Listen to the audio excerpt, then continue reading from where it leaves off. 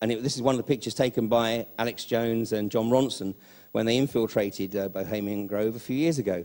And of course, I mean, as Andy said, you know, this is just a ritual because they don't sacrifice children anymore. Really?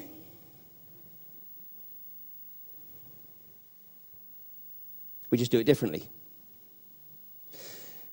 Why do you think Tony Blair has never yet sanctified the name of any fallen British soldier in Parliament?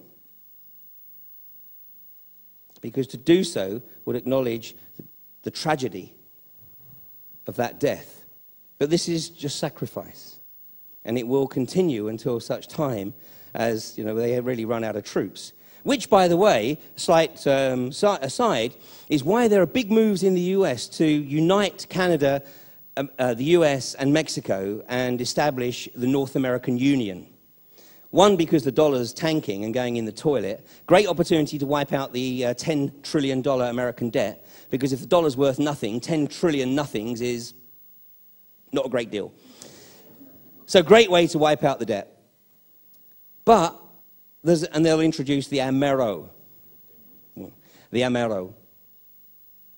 But there's a much deeper objective than just that.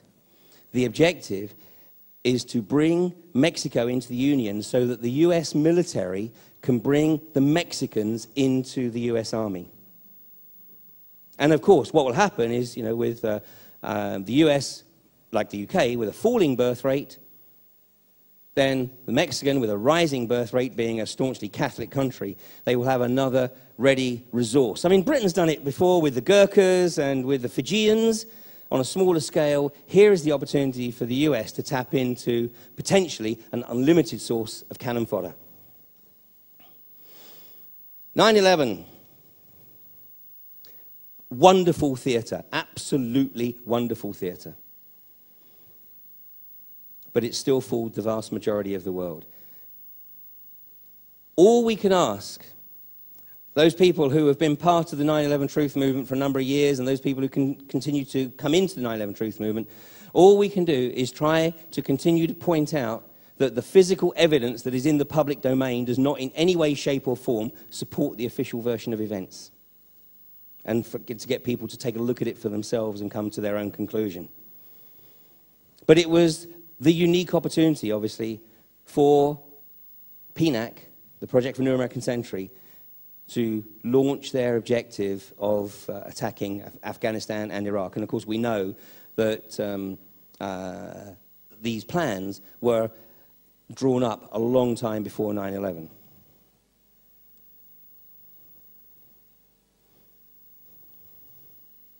Now, on 9/11, the world was dealt a particular tarot card, the Tower Tarot card,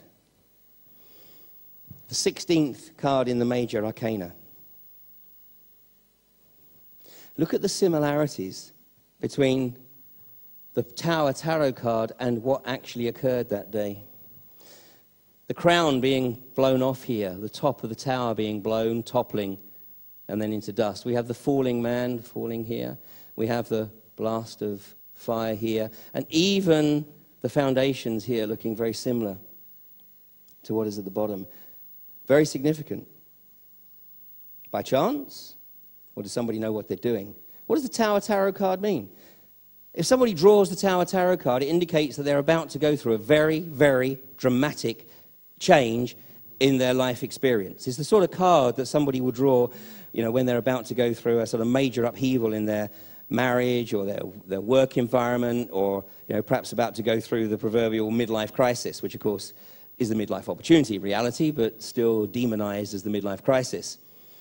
So it's a dramatic change, calling for a change to your way of life, to your belief system, to your whole worldview, to actually start to take an objective look at all the bullshit that you've been taught previously. It introduces the process of metanoia, which is actually a subject I talked about here 4 years ago. Metanoia. Metanoia is the Greek word that was mistranslated in the King James Version of the Bible, and it was translated to repentance. Metanoia does not mean repentance at all. It means changing your way of life, changing your worldview.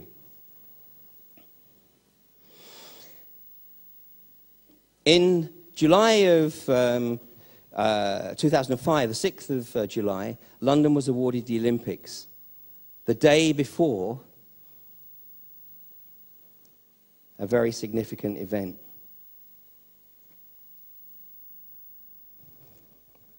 Now, don't have the time to go into the detail here. Suffice to say that 2 years ago, when I talked about the 9/11-7/7 connection, I was looking at the similarities and trying to illustrate how a template had been used for both events. They weren't even smart enough to draw up a new template. And, of course, they get arrogant, and they're getting more arrogant. This on the side of the bus, outright terror, bold and brilliant. I mean, this is the guys saying, you know what, we know there's some of you out there who know what we're doing. It might be a few hundred, a few thousand, a few tens of thousands, might even be a few hundreds of thousands, but it's not enough. We can do this stuff with absolute impunity, and there's nothing you can do about it. Well, I'm here to tell you that we can. A lot of people have suggested that the 7/7 was London's 9/11. They're more right than they know. Because if we look at the Tower Tarot card, it is the 16th card in the major arcana. And if we look at the numerology of that, 1 and 6 is 7. 7/7, it was indeed London's Twin Towers, London's 9/11. This is the occult hand at play here. Probably one of the most graphic crop circles that appeared just 3 days after the events of 7/7. And of course, perhaps there was an indication here as to who might have been behind it.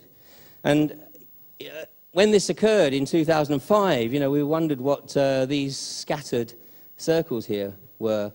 But of course, a year later, exactly 1 year later, the Israeli government was dropping cluster bombs on Lebanon.